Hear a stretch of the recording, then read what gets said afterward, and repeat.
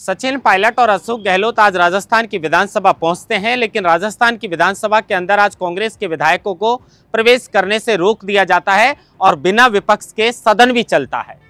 सचिन पायलट और अशोक गहलोत जब कांग्रेस के विधायक धरने पर विधानसभा के बाहर बैठते हैं तो पीछे कुर्सियों पर बैठे हुए नजर आते हैं, लेकिन आज आसन पर बैठे हुए राजस्थान विधानसभा के अध्यक्ष वासुदेव देवनानी की आंखों में आंसू आ गए, भावुक हो गए और कहने लगे कि मैं तो सिर्फ कॉलेज में पढ़ाया करता था, मैंने कभी सपने में भी नहीं सोचा था कि मैं इस आसन पर आ जाऊंगा, लेकिन आप लोगों ने मुझे इस आसन तक पहुंचाया है। मैंने सत्ता पक्ष हो या विपक्ष हो हमेशा दोनों को बराबर रखा है, लेकिन मैं यहाँ पर अपशब्द सुनने के लिए नहीं आया। वो सदस्य जिन्होंने जिस तरीके के अपशब्दों का प्रयोग किया है वो सदस्य बनने लायक तक नहीं है। इस तरीके की बात राजस्थान के विधानसभा अध्यक्ष वासुदेव देवनानी ने की।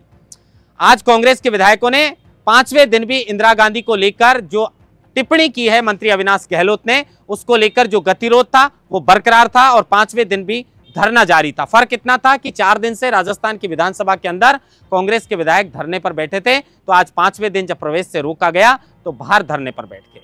नमस्कार, आप देख रहे हैं लोकमत हिंदी और मैं हूं आपके साथ महेंद्र बासुटा। बाकी बातों पर बाद में चर्चा करेंगे, लेकिन सबसे पहले चर्चा करते हैं कि आज आसन पर बैठे हुए अध्यक्ष वासुदेव देवनानी की आंखों में आखिर आंसू क्यों आ गए, क्यों अध्यक्ष वासुदेव देवनानी भावुक हो गए और ये कहते हुए नजर आए कि मैं तो कॉलेज में पढ़ाया करता था, मैंने कभी नहीं सोचा था कि मैं इस आसन तक पहुंचूंगा, इस कुर्सी तक पहुंचूंगा, लेकिन आप लोगों ने मुझे इस कुर्सी तक तो पहुंचा दिया, लेकिन इस कुर्सी पर मैं अपशब्द सुनने के लिए नहीं आया हूं। इसी बीच उनकी आंखों में आंसू आते हैं और पानी पीते हैं, आंसू पहुंचते हैं और फिर कहने लगते हैं कि मंत्री जो है उससे मैं बातचीत कर चुका था, वो माफी मांगने के लिए तैयार थे, लेकिन सदस्य ने जिस तरीके से मैंने अखबारों में पढ़ा और आपने भी सुना होगा कि चाहे वो कार्रवाई के अंदर नहीं थे लेकिन विधानसभा के अंदर थे और अंदर मेरे लिए जिन शब्दों का प्रयोग किया है मन व्यथित हो जाता है। इस तरीके के शब्द सुनने के लिए मैं यहां पर नहीं आया हूं। क्या होगा वो सत्ता पक्ष जाने और विपक्ष जाने, लेकिन जिस तरीके के अपशब्दों का प्रयोग मेरे लिए किया है उस बात को कहकर अध्यक्ष वासुदेव देवनानी की आंखों में आंसू आ जाते हैं। जो कुछ भी हुआ हो, जो कुछ भी किसी ने कहा हो, लेकिन एक आसन की गरिमा होती है और आसन पर बैठकर अध्यक्ष की आंखों में अगर आंसू आए तो यह ठीक बात नहीं है। गलती किसी की भी हो, लेकिन आज वासुदेव देवनानी की आंखों में आंसू ये सिर्फ एक व्यक्ति विशेष की आंखों में आंसू नहीं है, लेकिन आसन पर बैठी उस सबसे बड़ी कुर्सी पर अगर जो बैठा है और उसकी आंखों में आंसू हैं तो ये सोचने वाला विषय है। इस तरीके की बात नहीं होनी चाहिए। अब जैसे ही ये पूरा मामला हुआ और खबर सीएम भजनलाल के पास पहुंचती है तो अपने सारे कामकाज छोड़कर सीधे अध्यक्ष वासुदेव देवनानी से मुलाकात के लिए आ जाते हैं और शायद भरोसा दिलाते हैं कि किसी भी सदस्य के द्वारा अब आपका अपमान नहीं किया जाएगा। काफी लंबी देर वार्ता होती है सीएम भजनलाल और विधानसभा अध्यक्ष वासुदेव देवनानी के बीच और शायद ये 5 दिन से जो गतिरोध बना हुआ है उसको तोड़ने पे भी शायद इस बात की चर्चा जरूर हुई होगी इस मुलाकात के अंदर। लेकिन अध्यक्ष की आंखों में आंसू क्यों आए, किस लिए आए, इसी बात को लेकर जो है वो सीएम भजनलाल मुलाकात के लिए पहुंचते हैं और काफी देर तक दोनों में बातचीत होती है। अब लौटते हैं कि जिस तरीके से 21 फरवरी के दिन मंत्री अविनाश गहलोत के द्वारा इंदिरा गांधी पर जो टिप्पणी की गई और उसके बाद कांग्रेसियों ने लगातार जो बवाल काटा और कहा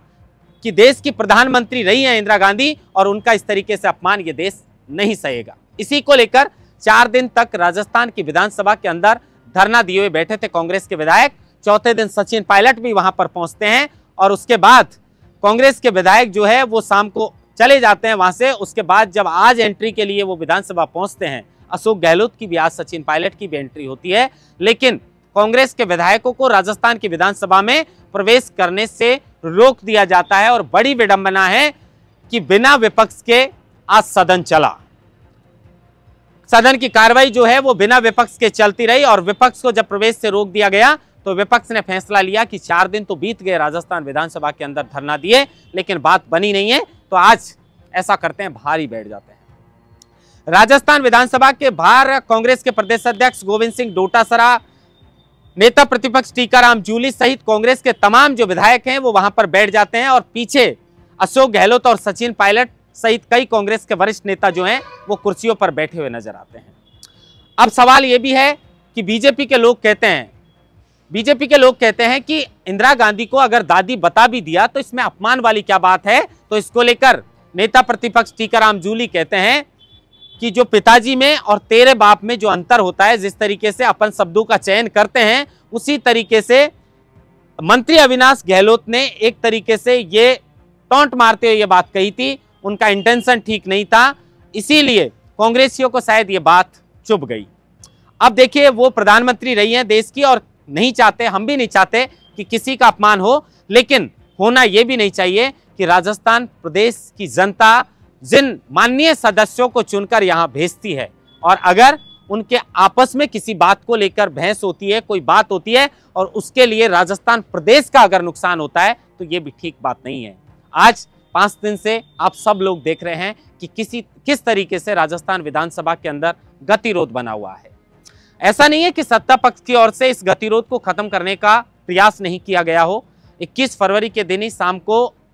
जो संसदीय कार्य मंत्री हैं जोगाराम पटेल, वो ये कहते हुए नजर आए थे कि पहले भी बहुत से निलंबन विड्रॉ किए जा चुके हैं और अगर विपक्ष शांति से बातचीत करना चाहता है तो निलंबन वापसी पर सहमति बन सकती है। लगातार विपक्ष की ओर से भी प्रयास थे और सत्ता पक्ष की ओर से भी प्रयास थे, दोनों के कहने के मुताबिक फिर भी यह गतिरोध आज तक बरकरार है।